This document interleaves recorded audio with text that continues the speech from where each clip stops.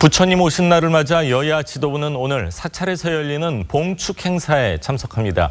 추미애 민주당 대표는 대구 봉화사를 찾고 홍준표 자유한국당 대표, 유승민 바른미래당 공동대표, 이정미 정의당 대표는 서울 조계사 법요식에 참석합니다.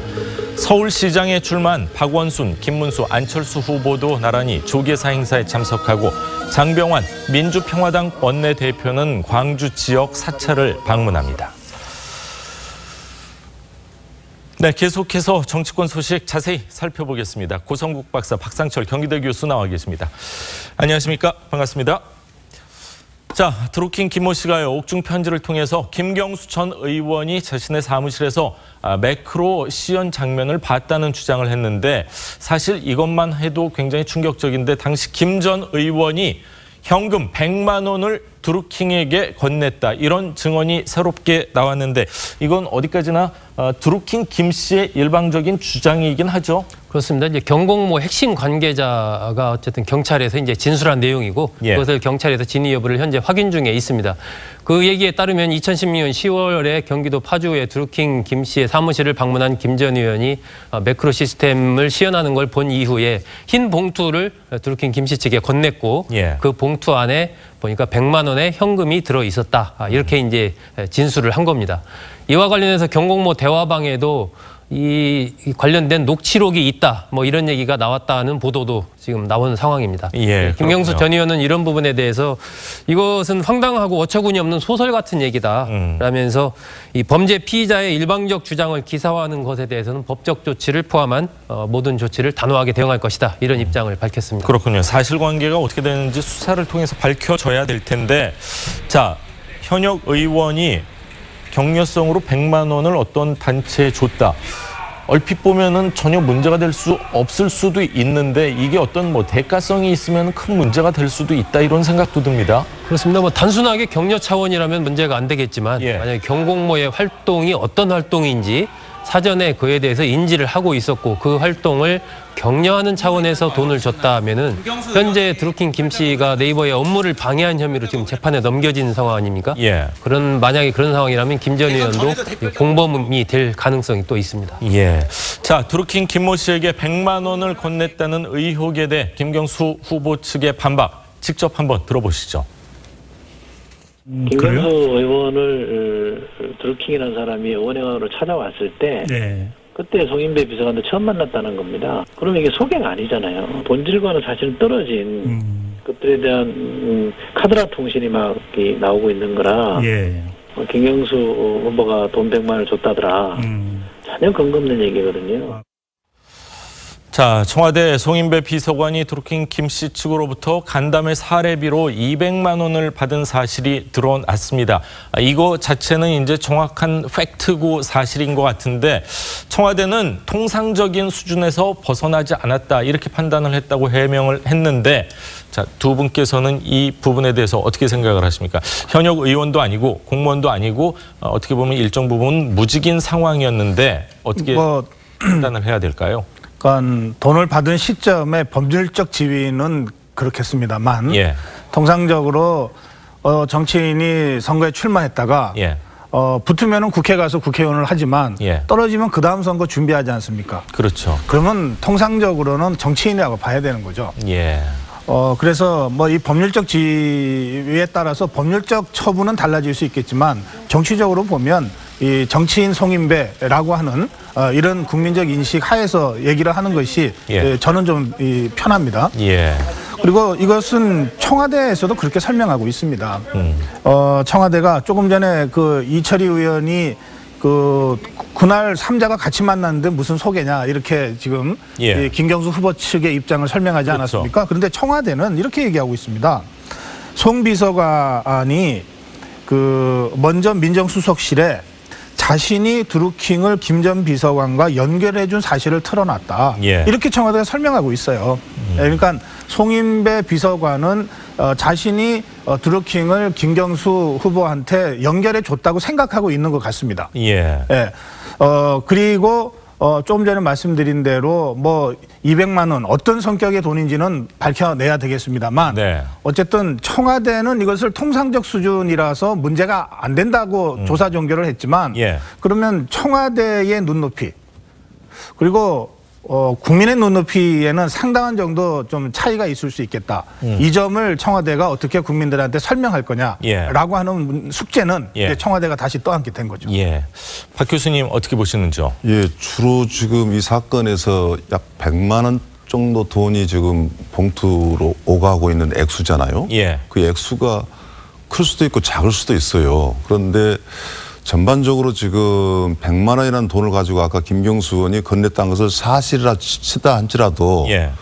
그 돈의 성격이 무엇이냐, 예. 즉 이 돈을 가지고 어떤 불법 행위를 공모하기 위한 첫 출발이냐, 관계를 맺은 것이냐 했을 때 김경수 전 의원 같은 경우 펄쩍펄쩍 뛰는 문제 아니겠습니까? 예. 이게 이제 특검 대상이 돼 있는 건데 예를 들어서 이제 송인배 비서관 같은 경우는 이제 대선 전이란 말입니다. 예. 대선 전에 어떤 것을 선거에 가장 도움되게 할 것인가라고 행위를 했다면 거기서 뭔가의 문제점을 찾을 수가 있는데 저는 예. 제가 볼 때는 청와대 해명이 좀 약간 구체적이었으면 좋겠는데 이제 통상적 범위 내에서라고 한 것은 거마비 내지는 좋게 말하면 이 드루킹이라는 곳이 저는 그래서 제가 봐도 사업을 이 비즈니스를 참 잘하는 사람 중에 하나다. 예. 왜?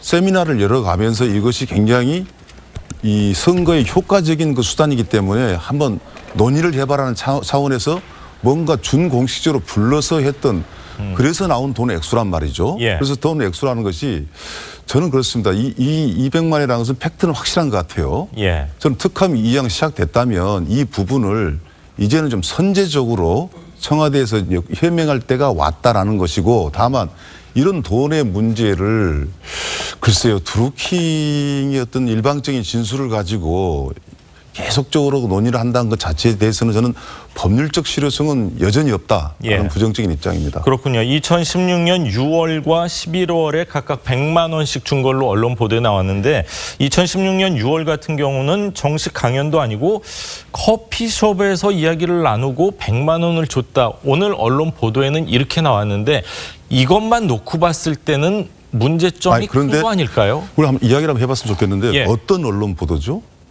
오늘 조간신문 제가 여러 개를 종합을 해가지고 예, 공개를 했습니다. 예. 그게 뭐냐면 예. 어떤 저는 요즘 어떤 정확한 강연이나 토론회가 아니라 뭐 한 7, 8명 정도가 모여서 커피숍에서 얘기를 하고 100만 원을 받았다. 그 문제가 확인된 팩트라면 굉장히 심각한 문제를 저는 봅니다. 예. 만약에 아니라면 예. 전혀 정반대 이야기가 나올 수 있는 문제이기 때문에 예. 저는 이제 이 문제는 앞으로 그랬으면 좋겠어요. 특검이라는 것이 저는 정치적 타협에 의해서 이루어진 것이다라고 저는 생각을 하고 있는 입장인 것은 이제 전제를 하지만은 예.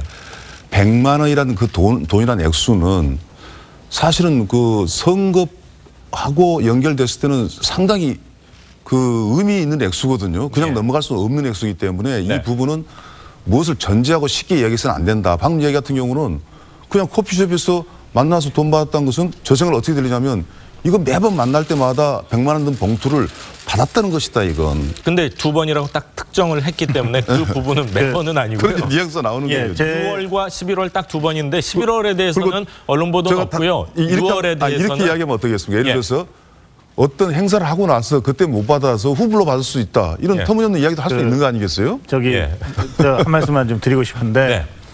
지금 당장 그 송인배 비서관이 돈 받은 문제를 가지고 지금 두 분이 좀 이렇게 문답을 하시는데 두 분 다 가정법을 써서 하시잖아요. 사실관계를 확정할 수 없으니까. 또 김경수 후보도 드루킹의 일방적 주장을 보도하면 법적으로 대응하겠다 이러고 있잖아요. 맞습니다. 언론 입장에서는 드루킹의 주장이 보도 가치가 있으면 설사 법적인 대응을 받더라도 보도 안 할 수가 없어요. 그러나 언론도 가급적이면 실체적 진실을 밝혀서 보도하려고 노력하죠. 그럼요. 그러면 이 실체적 진실을 언론이 밝히는 것이 사법권이 없는 언론이 어디까지 가능하겠습니까? 예. 그렇다면 결국 이 문제는 경찰과 검찰 그리고 이제는 특검이 최대한 빨리 실체적 진실을 밝혀줘야 예. 그 실체적 진실의 근거에서 언론이 보도하고 국민적 판단을 구할 수 있지 않겠습니까? 예. 저는 그 점에서 이렇게 가정법을 가지고 이 질문하고 또 토론하고 해설할 수밖에 없는 이 상황을 이 상황이 어쩌다가 이렇게 됐냐. 예. 결국은 이게 경찰의 부실 수사로 귀결될 수밖에 없습니다. 그리고 이제는 특검이에요. 그 이제 정치권에서 이제 사실은 긴 길을 돌아서 특검까지 왔는데 예. 그렇다면 이제는 실체적 진실을 밝히기 위해서 더 이상 유보하지 말고 예. 최대한 빨리 특검이 가동돼서 이런 문제에 관련된 사실관계를 국민들한테 전달할 필요가 있다. 예. 그걸 가지고 판단해야 되지 않겠는가. 예, 그 점에서 다시 좀 특검이 최대한 빨리 돼야 되겠다. 예. 이런 말씀을 제가 다시 드릴 수밖에 없네요. 그렇군요. 어제 아침에 사실 청와대에서 이제 통상적인 수준이다 얘기를 해서 아니 왜 그 돈 얘기를 구체적으로 얘기를 좀 해줬으면 한다 했는데 대통령께서 모든 걸 다 밝혀라 해서 밝혔는데 사실 한 달 동안 청와대가 좀 묵히고 있었습니다. 쉬쉬하던 이 청와대 송인배 비서관 관련 조사 사안을 왜 하필이면 특검법 처리 본회의가 있던 날 공개했는지도 놓고 또 다양한 해석이 나오는 것 같습니다. 어떻게 판단을 해야 될까요? 이 부분은 좀 짧게 하겠습니다. 예. 우선 특검이 가동됐기 때문에 그리고 송인배 비서관과 관련된 진술이 예. 경찰에서 있었을 가능성이 많지 않습니까? 예. 적어도 드루킹 쪽에서는 숨길 이유가 없는 거죠.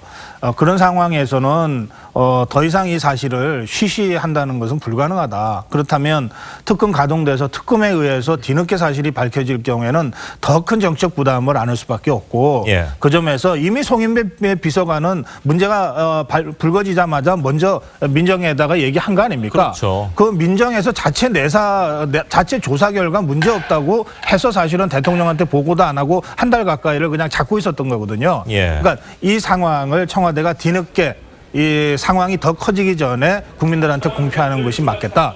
이렇게 해서 발표됐다고 생각합니다. 예. 그리고 그것도 대통령의 지시도 바로 그런 대목에서 아니 이 사실관계를 국민한테 밝히고 책임질 부분이 있으면 책임지는 되지 왜 그걸 쉬쉬하느냐 이런 거잖아요. 예. 그렇다면 지난 한 달 동안 조사하고 임종석 비서실장의 판단으로 이것을 대통령한테 보고도 하지 않고 그냥 잡고 있었던 예. 이 청와대 비서실에 대한 저는 대통령의 질타가 그 메시지 안에 숨어져 있는 것이다. 예. 저는 그렇게 느낍니다. 예. 정말 짧게 말씀드리면요. 그 맞는 말씀 같아요.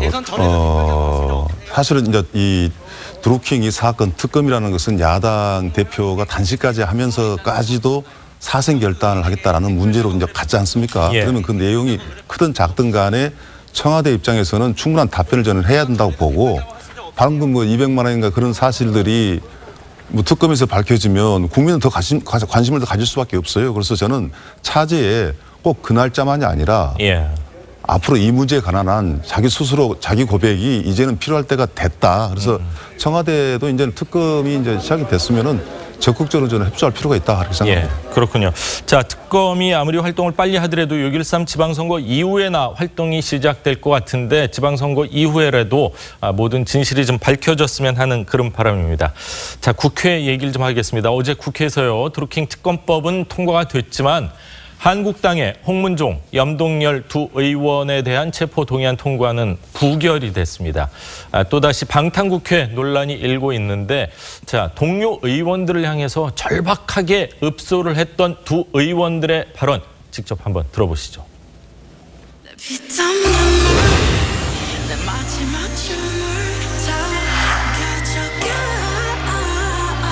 이런 일이 꿈에도 생각하지 못했습니다. 저는 국회의원의 불체포 특권에 기대려는 의도는 추호도 없습니다. 자괴감이 듭니다. 저 홍문종이 저 정치 인생을 걸고 피 맺힌 절규로 여러분에게 말씀드립니다. 이렇게 하면 어느 국회의원도 자유롭지 못합니다. 동료 국회의원을 사랑했던 심정으로 왜 이토록 저에게 가혹한지 억울하기도 합니다. 더욱이 43살 늦은 나이에 꾸린 초등학교 6학년과 중학교 2학년 두 아들의 학교 생활은 물론 한 가정이 절박한 위기로 내몰려 있습니다. 저의 운명은 이제 선배 동의원 여러분에게 맡겨졌습니다. 매일 아침마다 아빠 힘내라는 둘째 녀석의 불죽은 목소리가 아직도 제 귓전에 들리는 듯합니다.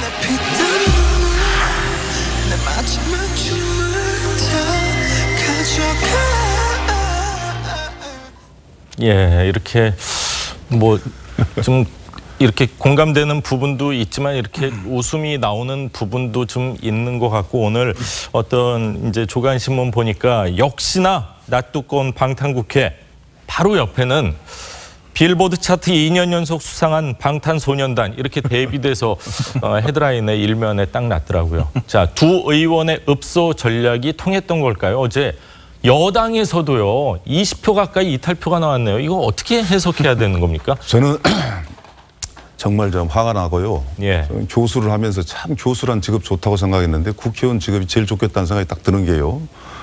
도대체 그 표결 직전에 저런 발언을 왜 듣는지도 저는 모르겠고, 뭐 야당 입장에서는 다행이다 싶을 수는 있어요. 뭐 무죄 추정의 원칙이라든가 불체포 뭐 이런 것들만 동원해서 이야기하지 않습니까? 저거야말로 국회의원의 특권 문제인데 국민들의 법 감정이 전혀 맞지 않은 것이 국회에서 저렇게 자행되고 있다. 저는 법을 만드는 것이 과연 저것인가 할 정도로 한심하다는 생각이 들고요. 예.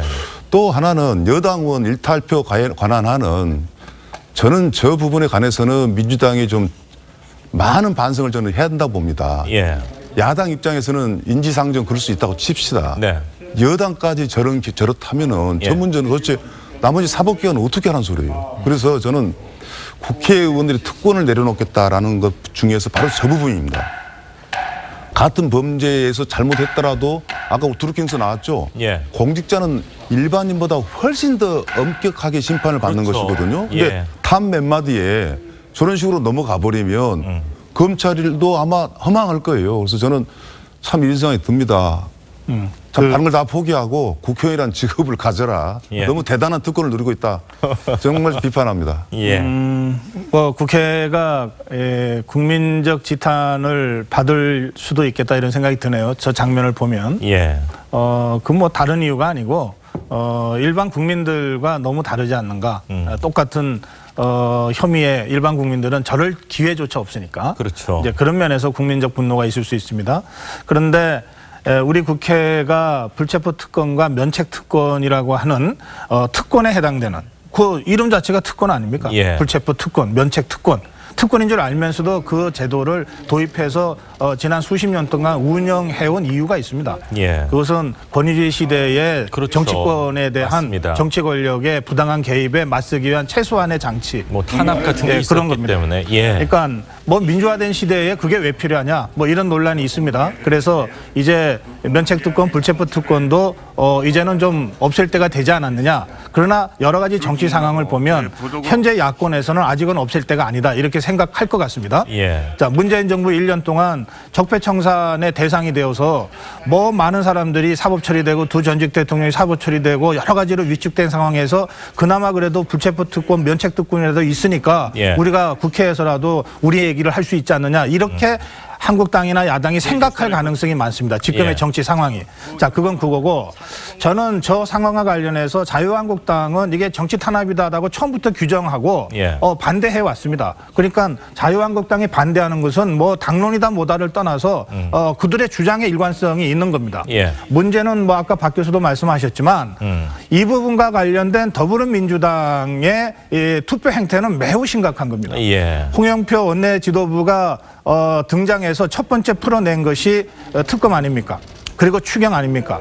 그리고는 바로 이 사안을 가지고 했는데 예. 홍영표 원내대표도 예상하지 못할 만큼 너무 많은 이탈표가 나왔습니다. 예. 아까 읍소형으로 이렇게 염동열 의원의 마지막 호소도 예. 들었지만 그 호소에 마음이 흔들려서 찬성하려다가 부결한 사람도 혹시 있을지 모르겠어요. 예. 그러나 지금 홍영표 원내대표가 스스로 얘기했듯이 20표 정도의 여당 이탈표 이거는 그렇게 해석할 수가 없는 겁니다. 예. 그렇다면 결국 이 표는 뭐냐?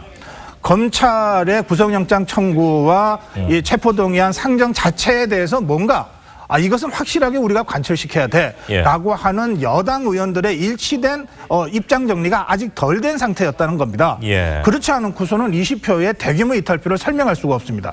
그 점에서 홍영표 원내대표의 자성, 이것은 개인적 자성으로 끝낼 게 아니라 이 전국을 운영하는 집권당의 전국 운영 방식 전반에 대해서 한번 처음부터 좀 찬찬히 짚어보는 이런 어떤 자성과 반성의 계기가 돼야 될 것이다. 그렇게 좀 말씀드립니다. 자, 20대 국회가 시작될 때 뭐 국회의원 특권 내려놓기 하겠다 했는데 사실 뭘 특권을 내려놨는지 지금 제 머릿속엔 별로 없는 것 같습니다. 홍문종 의원이 11표, 염동열 의원이 74표 차인데 자, 6명만 홍문종 의원 같은 경우는 마음을 바꿨으면은 뭐 구속영장이 청구되지 않았을까 이런 생각이 드는데 자,